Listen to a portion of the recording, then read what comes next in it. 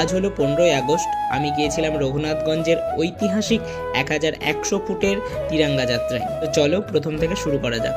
High Brian, আমি সূর্য। তোমরা তো প্রথমেই দেখলে কোথায় যাচ্ছি আজ। তো এদিকে আমি রেডি, আর এইদিকে ওরাও চলে এসেছে। আর দেন আমরা এখন রওনা দিই। আমি খুব এক্সাইটেড 1001 ফুটের তিরঙ্গা দেখার জন্য। তো এদিকে আমরা উমরপুর পৌঁছে গেছি, এখনও সেরম কেউ আসেনি। দেন ঋতব্রত এলো, ওর সাথে অনেকদিন পরেই দেখা হলো। এখন সেই 1001 ফুটের তিরঙ্গা খোলা হচ্ছে, যেটা দেখার জন্য সবাই খুব আগ্রহী। এখন শুরু হয়ে গেল সেই ঐতিহাসিক তিরঙ্গা যাত্রা। তো প্রথমেই বাইক র্যালি, দেন ছিল পদযাত্রীরা। আর এই অনুষ্ঠানে আসতে পেরে আমার খুব ভালো লাগছে।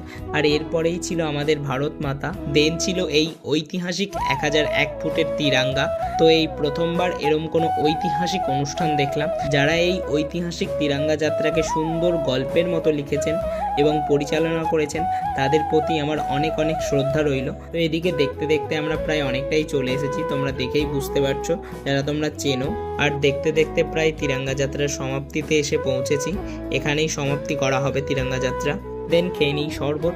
আর সকলকে জানাই স্বাধীনতা দিবসের অনেক অনেক শুভেচ্ছা। দেন এখন আমরা যাচ্ছি বাড়ি। আর আজকের ব্লগটা কেমন লাগলো অবশ্যই কমেন্টে জানিও। তো আজকের মতো এইটুকুই, টাটা।